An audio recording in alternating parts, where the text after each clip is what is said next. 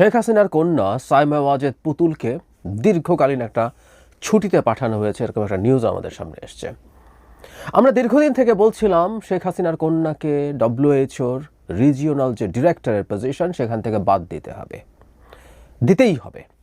এটা শুধু শেখ হাসিনার কন্যা বলে নন, বাংলাদেশে এই পুরো বিভৎস দুর্নীতি এবং অপশাসনের অংশ হিসেবে তাকে সেটা করতে হবে। আমরা একটু পেছনে যাই। হঠাৎ করে দেখা গেল এরকম একটা পজিশনে সেই নারীকে বসানোর জন্য উন্মাদের মতো সব কিছু দিয়ে চেষ্টা করছে ভারত। তার সাথে কম্পিটিশন যার ছিল, যার সাথে তিনি নির্বাচন করেছে, রিজিওনাল অঞ্চলে কতগুলো ভোট আছে সেই ভোটের ভিত্তিতে নির্ধারিত হয় কিন্তু তিনি কে সেই পদে যাবেন। তার সাথে কন্টেস্ট করছিলেন নেপালের একজন, যিনি দীর্ঘদিন বহু বছর ডব্লিউএইচওতে কাজ করেছেন। শুধু না, এই সেক্টরে তার দুর্দান্ত একাডেমিক পড়াশোনা আছে।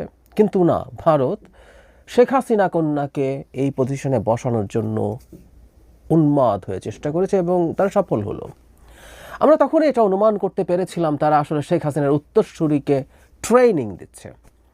দীর্ঘদিন শেখ হাসিনা সম্ভবত চেষ্টা করেছিলেন তার পুত্রকে সেই জায়গায় বসাতে, কিন্তু আপাদমস্তক এক আহাম্মককে আসলে সেটা করে ওঠা সুযোগ হয়নি। এবং শোনা যায় তার লুটপাটে যত মনোযোগ ছিল, এসে দায়িত্ব নেবে, চোরদেরও তো দায়িত্ব নেওয়ার ব্যাপার আছে, ওর মধ্যেও কিছু রেসপন্সিবিলিটি থাকে, ওই আগ্রহ বা আসলে ওই দায়িত্ববোধটুকুও তার ছিল না। তিনি টাকা তো তার কাছে বস্তা বস্তা যাচ্ছেই, সেটা নিয়ে তার জীবন স্মুথলি কাটাতে চেয়েছেন। পরবর্তীতে আমরা অনুমান করি যে শেখ হাসিনা তার কন্যাকে সেই জায়গায় এনেছেন। উত্তরাধিকার নিয়ে ঝামেলা হচ্ছিল, এটাও শোনা যায়। কনফিডেন্টলি বলা যায় যে তার বোনের সাথে সেটা হচ্ছিল, যেটা হয় রাজতন্ত্রে। কে ক্ষমতায় যাবে, রাজা বা সম্রাজ্ঞী চলে গেলে সেই জায়গাকে নেবে, সেই উত্তরাধিকারের লড়াই হচ্ছিল। কিন্তু শেষ পর্যন্ত সম্ভবত শেখ হাসিনা তার কন্যাকে ঠিক করেছেন এবং তাকে ভারতে রেখে গ্রুম করতে হবে না, যেমন শেখ হাসিনাকে করেছিল। মুজিব হত্যার পর দীর্ঘদিন ভারতে থেকে তিনি গ্রুমড হয়েছেন ভারতকে দিয়ে, তারপর দেশে এসে এই দেশটাকে ছারখার করে দিয়েছেন। ঠিক একইভাবে তার কন্যাকেও 5 বছর অন্তত গ্রুম করবে শেখ হাসিনা। এবার শেষ টার্ম থাকার কথা ছিল সম্ভবত। তারপর তার কন্যা এসে হাল ধরবেন। বেশ খানিকটা কম্বোডিয়াতে হুন ম্যানেট যেরকম হুন সেনের দায়িত্ব নিয়েছেন, সেই রকম এসে 2 নম্বরই। আমি নর্থ কোরিয়ার কথা বলি না, ওখানে তো নির্বাচন নাই। কম্বোডিয়াতে এখনও কাগজে কলমে নির্বাচন আছে। সেই নির্বাচনে হাসিনার মতো করেই ম্যানিপুলেট করে তারা ক্ষমতায় থাকেন। সুন্দর মতো বড় ছেলের হাতে দায়িত্ব দিয়েছেন। তো ঠিক একই রকম ঘটনা ঘটানোর প্ল্যান ছিল, সেটা শেষ হচ্ছে। এবং বাংলাদেশ সরকারের দিক থেকে এই ব্যাপারে পদক্ষেপ নেওয়ার জন্য আমরা দীর্ঘদিন থেকে বলছিলাম। সর্বশেষ যেটা হয়েছে যে দুর্নীতি দমন কমিশন তার বিরুদ্ধে অভিযোগ এনেছে।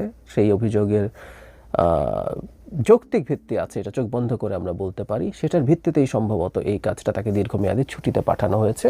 এবং আমরা অনুমান করি যে সেই ব্যাপারে তারা খোঁজ খবর করবেন এবং আমরা আশা করি শেখ হাসিনা কন্যা এই পদে আর থাকতে পারবেন না। সরকারের কাছে আমরা চাইব সরকার তার চাপ ক্রমাগত চালিয়ে যাবেন, এটা থামানো যাবে না। এই নারীকে এই পদ থেকে বহিষ্কার বা উচ্ছেদ করার আগ পর্যন্ত কোনোভাবেই থামা যাবে না। সরকার তার সর্বশক্তিতে এই চেষ্টা করে যাবেন, সেটা আমাদের দিক থেকে এক্সপেকটেশন। শেখ হাসিনার পরিবারকে যেখানে যেভাবে যতটা ঝামেলায় ফেলা যায়, তাদের জীবনকে যতটা দুর্বিষহ করে তোলা যায়, আইনি পথে আমরা ইনসাফে বিশ্বাস করি।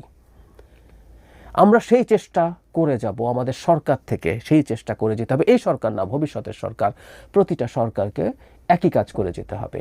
এই দেশের জনগণের উপর বছরের পর বছর যে বিভৎস রকম নিপীড়ন অন্যায় চালিয়েছে, যেভাবে এই দেশটাকে ধ্বংস করে ফেলা হয়েছে, আমরা যা যা করার কথা বলছি এগুলো কোনোটাই তার মাসুল হয় না। কিন্তু আমরা আমাদের জায়গা থেকে যেন এই চেষ্টাটা চালিয়ে যাই, এই চেষ্টাটা করে যাই। সাইমা ওয়াজেদ পুতুল কোনোভাবেই এই পদে যেন থাকতে না পারে। এছাড়া যদি না পারে সেটা আমাদের একটা বিজয় হবে। এবং শেখ হাসিনাদের মতো মানুষের কাছে এই ধরনের প্রতিটা পরাজয়ের গুরুত্বপূর্ণ সিম্বলিক ভ্যালু আছে। এবং এই পরাজয় শুধু শেখ হাসিনার না, এই পরাজয় ভারতেরও। ভারত তাকে একেবারে তার মতো করে ওখানে নিয়ে বসিয়েছে, তার ইচ্ছায় বসিয়েছে, তার মতো করে গড়ে তোলার জন্য বসিয়েছে। সুতরাং ভারতকেও একটা পরাজয়ের অনুভূতি আমরা দিতে চাই। এই দেশের জনগণের ইচ্ছের বিরুদ্ধে নোংরামি, এটাকে আমি নোংরামি বলবো, ভারত যেন করার সাহস না পায়। তাদের সেটা শিক্ষা হবে কি না জানি না, শিক্ষা হওয়ার সম্ভাবনা কম, তাদের প্রবণতা ভালো না। তারপর অন্তত আমরা শিক্ষাগুলো যেন এনশিওর করতে পারি, সেটা আমাদের খুব সিরিয়াসলি ভাবতে হবে, চেষ্টা করতে হবে।